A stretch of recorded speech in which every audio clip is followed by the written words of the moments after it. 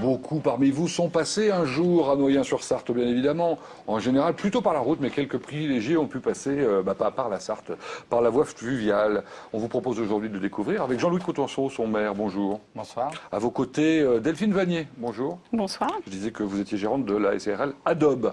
Tout à fait. Rien à voir avec le Adobe Acrobat Reader.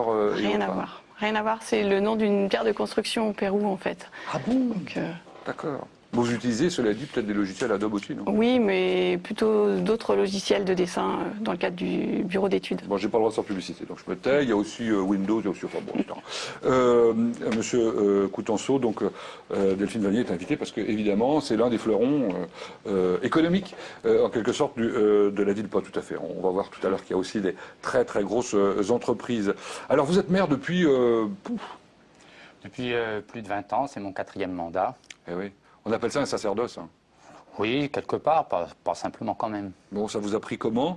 Vous êtes médecin généraliste, vous êtes originaire de Réloir, vous êtes arrivé à Noyen en 78. Oui. Donc ça veut dire 10 ans après, grosso modo, vous avez été maire, quoi. Voilà. Ça vous a pris... Non, c'est en général comme pour beaucoup d'élus municipaux. On vient vous chercher, on vous demande si vous voulez vous présenter. Et puis on dit, ben oui, pourquoi pas. On est élu, on est conseiller, voilà, on est conseiller municipal. Et puis à une élection, on vous dit, ben tiens, c'est bien si tu pouvais mener la liste, etc. Et voilà, les choses se font comme ça, naturellement. Bon, et naturellement, vous allez nous présenter votre ville. La fiche signalétique va apparaître à l'écran maintenant. Noyen-sur-Sarthe, alors un logo que vous pouvez regarder là, récent, non? Oui, récent, puisque nous travaillons sur notre site internet qui devrait être opérationnel à la rentrée. Et dans le cadre de ce travail, avec une société Mancel du reste, nous avons choisi un logo. Très bien. Code postal 112 430. Alors, comme tous les maires, vous n'allez pas être d'accord avec le nombre d'habitants, mais enfin, je le dis quand même, 2533. C'est bien, c'est bien.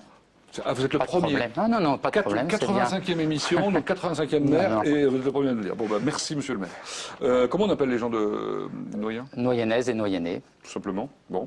Vous êtes seulement à 32 km du Mans? Oui, sur l'axe Le Mans-Sablé, à 32 km du Mans et à 18 km de Sablé. D'accord. Donc, communauté de communes du pays Malicornais, pays Vallée de la Sarthe, canton de Malicorne. Tout à fait. Voilà, on a dit à peu près tout. Malicorne, où on recevait François Fillon. Samedi, pour l'inauguration du moulin. Oui, alors c'est quoi ce moulin? Le moulin des couleurs, hein? Non, le moulin à couleurs, peut-être. C'est la communauté de communes qui a en charge ce dossier-là et qui Vous êtes élu à la communauté de communes? Oui, je suis élu à la communauté de communes. Et alors ce projet, c'est pour le pays Vallée de la Sarthe Malicorne a une vocation touristique, donc ça s'inscrit dans cette vocation touristique pour développer, restaurer aussi un patrimoine. Les moulins, c'est un patrimoine local, et puis aussi développer l'accueil touristique. Alors comment ça se passe justement dans une commune comme la vôtre, qui est aussi au bord de l'eau, comme beaucoup d'autres d'ailleurs, bon, qui est une commune assez importante, 2500 habitants, c'est quand même très important. J'imagine que vous avez aussi des prétentions touristiques? On a des prétentions touristiques, mais dans le cadre de la communauté de communes et dans le cadre du pays, les compétences sont équilibrées. Et c'est vrai que Noyen se développe sur le plan de l'activité économique, avec notre zone d'activité, avec l'implantation de grandes sociétés, avec des sociétés plus dynamiques, plus petites, mais dynamiques, porteuses qui s'installent. Et notre vocation est bien sûr une vocation touristique, mais essentiellement une vocation économique. D'accord, donc on n'agrandira pas le débarcadère et on ne fera pas... Bon, voilà. Qu'est-ce que ça veut dire Noyen? Ça vient d'où, vous savez ou pas? Il y a plusieurs origines, de noyer à noyant, mais c'est lié beaucoup à la rivière, quoi. Inondable aussi? Inondable, voilà. D'accord. Alors, patrimoine, évidemment, comme partout, de belles choses, une église, Saint-Germain, des châteaux. Oui, c'est toute cette région de la Sarthe, de la Mayenne, tout ça est riche en demeures avec un certain nombre de châteaux. Alors le Plessis, un domaine de chasse et de pêche. Montabon, vous avez aussi votre Montabon chez vous. Il y en a beaucoup de Montabon en France. Oui, tout à fait. Le moulin du Gord, c'est marrant ça. Alors le moulin du Gord, c'est un ancien moulin qui maintenant a une usine hydroélectrique produisant de l'électricité pour le compte d'EDF. Donc développement durable avant l'heure. Voilà. D'accord. Et puis alors, bon, évidemment, le joyau, hein, c'est Rive-Sarthe, non? Oui, Rivesaltes qui est donc sur le territoire de la commune. C'est étonnant d'ailleurs, on pense que c'est de l'autre côté. Donc Oui, non, nous sommes une commune importante, la plus importante du canton et de la communauté de communes, non seulement sur le plan de la population, mais sur le plan de superficie, ce qui explique que nous nous allions jusqu'à l'entrée de Malicorne. J'ai donné le nombre d'hectares, je ne sais plus, oui, 4358 hectares effectivement. Donc ce Moulinsart en quelque sorte, oui, c'est. On a l'impression du château du capitaine Haddock, hein, ni plus ni moins. Probablement, il y a discussion sur ce sujet-là, mais effectivement, on peut y penser. Donc alors, ça a été très occupé, ce château après-guerre, c'était quoi? C'était la SNCF? C'est la SNCF qui était propriétaire, qui avait développé ce site avec une double vocation, accueil de vacances oui. pour les enfants et centre de formation interne. Et puis les choses évoluant, la SNCF se recentrant sur son métier, je veux dire, a vendu il y a quelques années ce château à des particuliers. Un couple franco-américain, mais qui l'a ouvert récemment pour un tournage. Que vous avez vu, vous, cette série humoristique de 22 épisodes, ça s'appelle On lâche rien, je crois. Je ne l'ai pas vu, moi, personnellement. Sur la Coupe du Monde de football. Ben, si vous ne l'avez pas vu, je vous propose de regarder quelques images. Avec plaisir. Allons-y. Écoutez-moi bien, les gars. Le football, c'est surtout et avant tout savoir bien jouer au ballon. Bah oui. Si qui n'a pas compris ça, c'est pas la peine. Fait son pactage, il rentre chez sa mère. Pigez les danseuses. Ah, ça, c'est bien, c'est de la bonne énergie, ça. Merci, les gars. C'est votre château, là? Oui. Bon, très bien. Vous êtes, Delphine, vous êtes originaire de Noyen? Oui, tout à fait. Enfin, je ne suis pas née à Noyen, mais ça fait 30 ans que j'y vis. D'accord. Donc je considère être noyennaise. Et dans le château, vous y êtes allé, je sais pas, jeune ou enfant, faire un petit tour pour voir à quoi ça ressemblait, etc., non? Oui, on y est allé parce que le collège est pas très loin, en fait. Il borde le château. D'accord. Donc oui, ça nous est arrivé de participer à des manifestations sportives au château, quoi. Bon, donc le développement économique, vous l'avez dit tout à l'heure, c'est un axe essentiel pour vous. Quand on s'est dit, tiens, qui allons-nous inviter pour présenter un peu ce développement économique? Vous nous avez dit, ouais, papa, Adobe, c'est intéressant. Pourquoi vous nous avez proposé Adobe? Parce que c'est une jeune société qui a quelques années maintenant, mais qui est en plein développement, sur un créneau qui est un créneau important maintenant, qui est le diagnostic assainissement, thermique et tout le développement durable. Et il me paraissait important de prouver que dans une commune importante mais rurale, on pouvait aussi développer des activités d'avenir, de services et d'avenir. Alors donc Delphine, entreprise familiale? Oui, tout à fait. En fait, je suis associée avec mon père et ma sœur.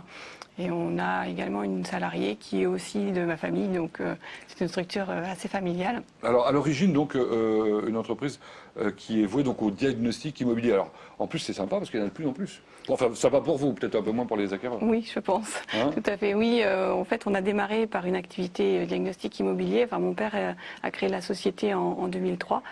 Et on a adjoint, quand je suis arrivée en 2006, l'activité bureau d'études d'assainissement. On va en parler après, mais pour l'instant, restons sur le diagnostic si vous le voulez bien, parce que je pense que ça va intéresser les gens qui nous regardent. Combien il y a de diagnostics aujourd'hui possibles, on va dire?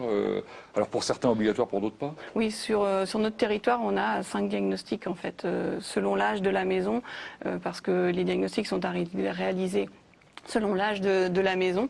Donc on a l'amiante, le diagnostic amiante pour les biens qui sont d'avant 97, les diagnostics plomb pour les maisons d'avant 49, et les diagnostics, oui, mais il ne faudra pas hésiter à solliciter un bureau de diagnostic. Voilà. La performance énergétique, alors ça c'est intéressant, parce que ça va permettre de savoir si effectivement on consomme ou on ne consomme pas, ou on peut...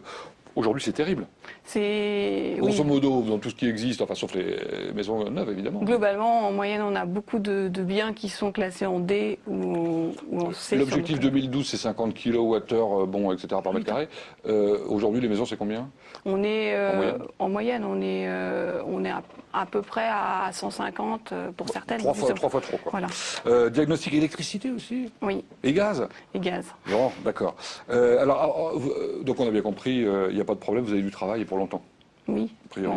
Bon. Alors l'assainissement, ça c'est une galère pour les collectivités. Ça s'appelle le SPANC. Hein. Oui, ça veut dire quoi SPANC? Service public d'assainissement non collectif. Bon, ça veut dire que là, on a décidé de prendre les choses en main. Oui. Les particuliers qui ont un assainissement individuel doivent le faire dans les normes, quoi. Doivent le faire dans les normes et les collectivités doivent faire contrôler les assainissements individuels et ensuite conseiller et accompagner les gens pour mettre aux normes leur assainissement. Alors comment ça se passe Voilà, parce que ça fait très peur, évidemment, quand les textes sont sortis, tout le monde dit qu'est-ce qui va se passer? Qu'est-ce que vous faites concrètement? Donc en fait, on va chez les gens pour prendre connaissance du bien, parce que selon les caractéristiques du bien, si c'est dans le cadre d'une rénovation, il y a plein de facteurs à prendre en compte. Donc il faut prendre la capacité d'accueil de la maison. Et puis une chose importante, c'est le sol, en fait. Donc le sol, il faut faire des sondages. La qualité du sol. La qualité du sol, la texture, en fait, en profondeur, pour savoir comment le sol peut absorber ou pas, et pouvoir traiter en fonction de ce qu'il va pouvoir rejeter.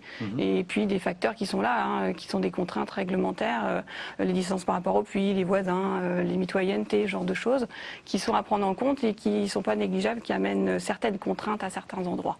Bien. Voilà.